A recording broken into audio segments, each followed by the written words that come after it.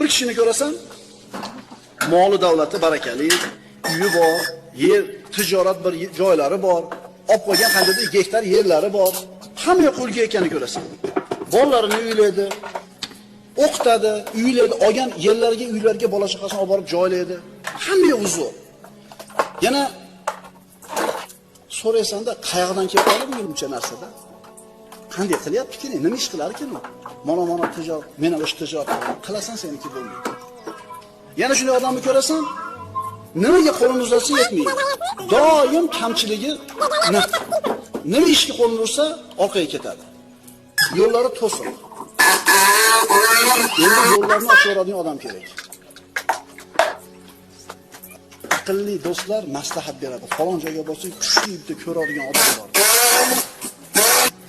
Ish yo'llariga nima qilib bilasizlar, hammalarda, mahallalarda bo'lsa kerak, zo'r kiyingan odamlar o'tiradi. Zo'r mashinalarda ziyoli odamlar ko'rsang, ish yo'llarini ochib yuboradi deb ishonadi-da. Ammo onasiga bir oyda bir telefon qiladi. Voy! Agar u ish yo'lini ochib yuboradigan quvvatga ega bo'lsa, seni bergan 100 so'm, 200 so'mga qarab o'tirarmidi? O'zini bolalarini ishini yo'lini ochib yuborib, o'shalarda topgan pulni